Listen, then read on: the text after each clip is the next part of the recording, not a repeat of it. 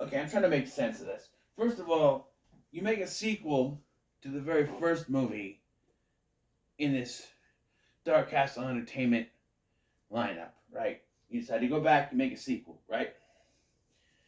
Not only do you title it with a title, you name it with a title, you get a title, it's not even a sentence. Return to House on Haunted Hill, it should be Return to the House on Haunted Hill. It's not a sentence. But not only that, it should call it Return, right? And none of the characters from the first film actually return.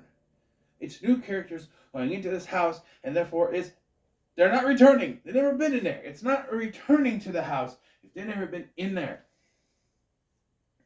Now, with a title like Return to House on Haunted Hill, you would assume it would entitle Sarah and Eddie having to go back to the house for some undiscerned reason. Nope. Because, and I'm going to sit down now for this, because Eddie's never mentioned, and Sarah briefly mentioned and seen as played by another actress. Oh, they get around it by messing up her face. Although you can tell it's not Ali Larter because it's not Ali Larter. And our main character is actually Sarah's sister, Ariel, that she never mentioned before. Because of course.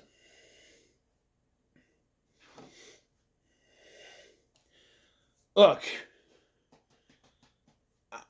I get it. Ali Larter was probably doing one of the Resident Evil movies at this time, and Taye Diggs was 2007, right? He was probably like in between Daybreak and another show at this point. Probably when they were filming, he was finishing up Daybreak because that came out in 2006. So maybe not. But I don't know. But he was probably busy too. But I couldn't get them back, so they decided to throw away that idea and just focus on a new plot with new characters. One of which they loosely connected to them by having the sister of one of the main characters in the last movie. But I really don't know if they watched the last movie because, well, they have Dr. Vannicut and the Ghosts, and Jeffrey Combs comes back for what is basically just a glorified extended cameo, waste of Jeffrey Combs, in my opinion. But that house does look similar. I'll get that. Like, it has to. That the way they did it in the first one, that's the same. But like, because they did not bring any of the characters from the first film back, they have to concoct this plot about a Baphomet statue that is in there that one of the characters wants, and so that's why they go in there to begin with. And apparently that's the source of the evil, even though that's not what they said in the first one. In fact, that statue is not even mentioned in the first one because it didn't exist. But now there is one. Now that's they had to pull something out of their ass and make something up. Their own little what's that called? It's an object that kind of pushes the plot forward. What's that called? I don't know I can't think of it, but they had to concoct that so that this plot would happen. Yeah. So as mentioned, we get first of all we get some of the backstory from the first film, the whole silent thing set to the opening of this movie, and then we cut to our new main character, Ariel. So I know what some of you might ask. So I'm going to mention it. Apparently, there was a DVD release that was like a choose your own adventure thing. That is not on this release that I have. I don't know if it was the original version or the unrated version or what. This is the unrated version. I don't know if it was the original version that had it or if there was just like another release. This is the Warner Premiere. This is the one I got, and I could not find a choose your own thing on here. Unless it was just the UK release, because I got this from Deus Deacon. Maybe it was just the European release or the UK release that was like that, because at least this version I got is not like that. So we just got to go through the story. And story. So we follow Ariel. We find out that Sarah's last name was. Say in the back? No. I don't know. But I always thought it was still Jensen. But no, I thought it was Jensen. And then no, that's Jennifer Jensen. That was an H region, so it's not Sarah Jensen. I know it's Sarah Jensen. No, it's something else. I don't know. But Ariel works for this modeling agency. There's naked women because it's going to be unrated. So show tits, of course. Actually, it's going to be a complaint when we get to later because we'll get to it. There's like, hey, I'm all for tits and movies, okay? But clearly, someone said we're doing this. It's going to be released a video. It's going to be unrated. Let's just put this. It's gratuitous to the point where this first is just naked women doing a modeling job. Like, not all models pose naked. Some do, but not all. And then later there's a scene, literally, where one of the people in the house, a female, is accosted by two topless females who make out with her. And it's like, okay. And then there's the post-credit scene, which we'll get to later, because that has spoiler stuff to it. So, while on the job, though, Ariel gets a call. First of all, we meet her teacher. She's a college student. We meet her teacher, Mr. Hammer. That is his name. And he's having an affair with a student, played by Serena Vincent. You may know from Power Rangers, Lost Galaxy, or the naked foreign exchange student from None Other Teen movie, or various other stuff. She's been Cabin Fever, the original Cabin Fever. She was in that. So I don't know. She stopped doing nude roles because she wanted to be typecast, and I think this might be one of the reasons why.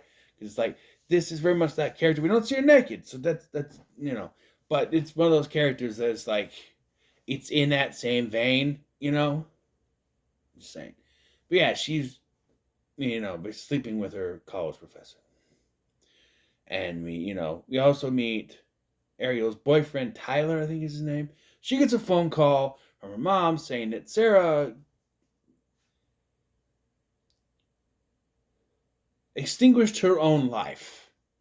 She's no longer alive. She killed herself. She hung herself, apparently. So she and Tyler go to Sarah's apartment, and it's immediately very apparent, it's immediately very obvious that they did not watch the first movie. Because at the end of the first film, she and Eddie had all the checks. Now, there were 6 checks, right? Sarah, Eddie, maybe it was 5 checks, right? 5.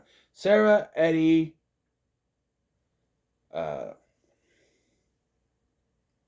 need the DVD to look it up. Okay. Sarah, Eddie, Bridget Wilson, Pritchard, and the dude from the OC. That's 5, right? So, yeah, if he had 5, that's $5 million. Put in half, that's $2.5 million each. I don't think someone with $2.5 million would be in a crappy apartment.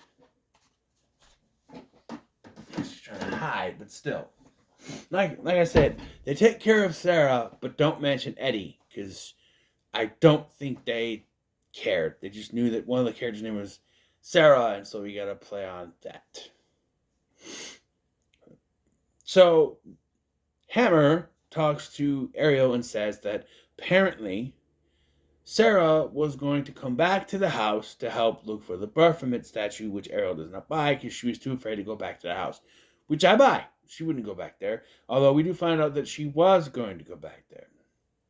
So they organize a team to go in there and get it. So it's Ariel's boyfriend Tyler, another student, the student that Hammer was sleeping with, and Hammer. Then our villain shows up, whose name I don't know, and it's revealed that actually the student that the Hammer was sleeping with, it's actually with him. And he's got two big bald bodyguard guys with him, and they are after the statue too.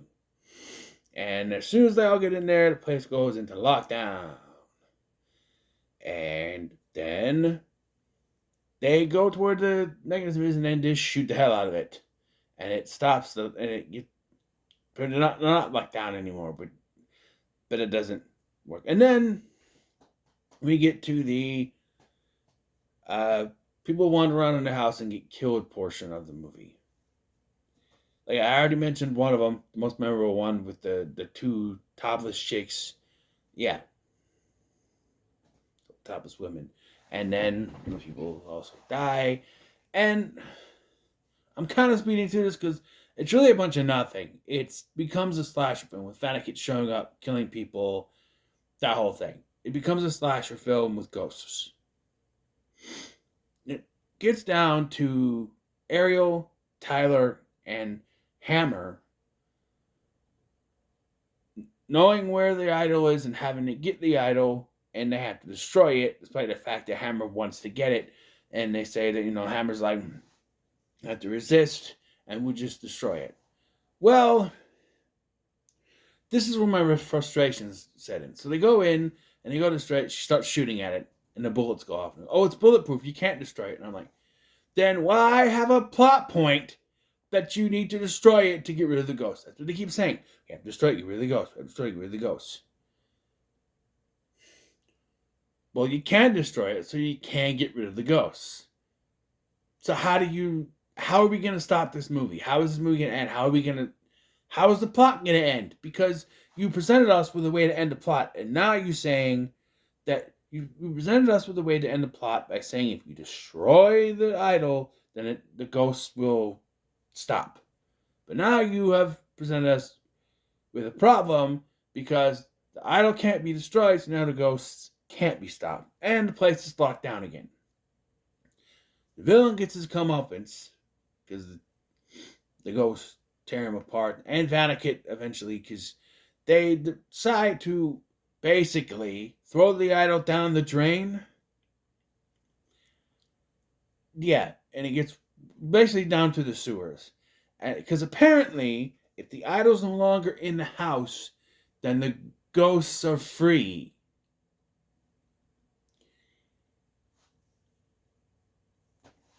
And why couldn't they just destroy it like the plot said they could about 30 minutes ago? Well, I'll get to that. Because I have a theory that originally they were supposed to destroy it. But then something happened. Anyway, briefly though, Professor Hammer, why do they call him that? Gets sort of possessed and wanting the statue, but they're able to throw it down the thing and it washes away. And the ghosts turn on Vanakit and kill him. He's already dead, but anyway, tear him apart, I guess. And I think Hammer is killed because the end of the movie, it's only Ariel and the boyfriend, Tyler, left. Although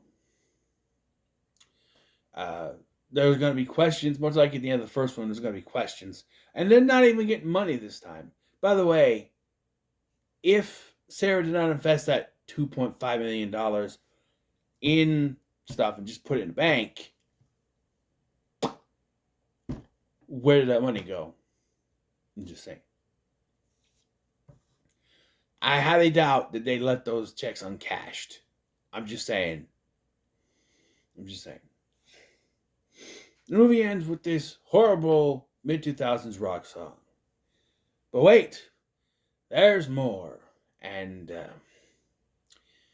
so we see this couple on a beach, and they're making out, and then she takes her top off. Bikini top. Then we see tits. And then they find the idol in the sand. Yeah, not only does this set up a potential sequel that never happened, but also we get more tits. So there you go. Gratuitous, this movie. I'm not against tits in movies at all, but this is very apparent that we're making an unrated movie. We gotta make tits, and this is the most gratuitous of it all. Oh, we're gonna do a post-credit scene to set up a sequel. put some tits in there. Because it's just like, they're making it all of a sudden, they're just like, whoop, there they are. It's like, okay, you really need that? And they find the idol, and that's supposed to set up something. So, here's my theory. So it is confirmed they were planning a third film, but the sales on this one were so terrible, they just scrapped that. And here's my theory. They were writing this script, and I think originally they were supposed to destroy it. It was going to get destroyed. It was going to be it. But someone said, no. The first one did really good.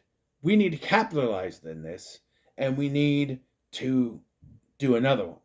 So they just wrote in that it couldn't be destroyed and then flushed it down the toilet, basically, to get it out of the house so that they can have this plot end and they can do another one.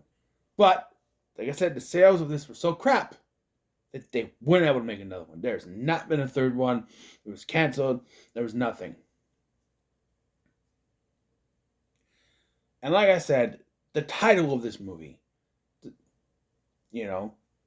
besides it not being an actual sentence, does not make any sense either. It's called Return to House on Haunted Hill. Even if you call it Return to the House on Haunted Hill, it still makes no sense because none of the characters from the first film are returning to the house. It should have been House on Haunted Hill Part 2, which would have made more sense and could have been a better sentence. House on Haunted Hill Part 2, But no, Return to House on Haunted Hill, though no one is returning. And I also find it very confusing that all these ghosts and Vanicut exist in this house. And none of the ghosts are anyone from the first film. And we know that if you die there, your ghost stays around because Pritchett died in the house. And his ghost helped them escape at the end of the last film. So we should see the ghost of Pritchett. We should see the ghost of Famke Janssen, of Price, of the dude from the OC, and Bridget Wilson.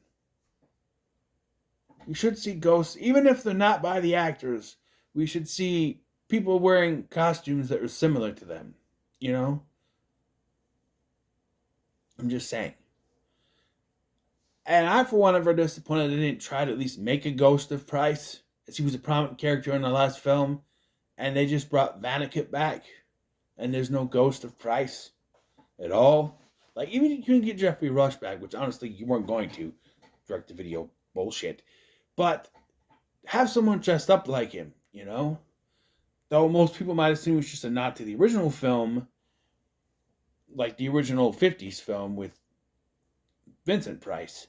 It could also be a nod to that, but, because the plot of the first film, as well as this one, presents that anyone who dies in that house will become a ghost attached to it. Therefore, the ghosts of all the characters that died in the last one should still be in that house. But they're not.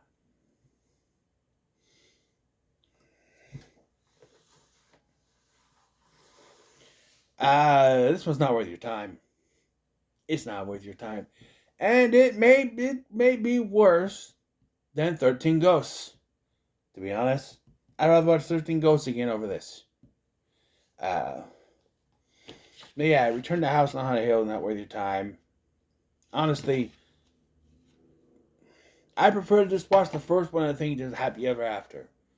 Because this does one of the things I hate is that not only do they not bring back the characters, they kill off one of the only surviving characters of the last movie, who you think, okay, that movie, they got money, they're going to have a happy life. You don't hear about Eddie. And the only other character that comes back, she's killed off. By the way, she didn't off herself. She was killed by the main human villain. Yeah, because she refused to go back in the house. So they used her death as a way to fuel her sister to go into the house. Yeah. Frustrating, isn't it?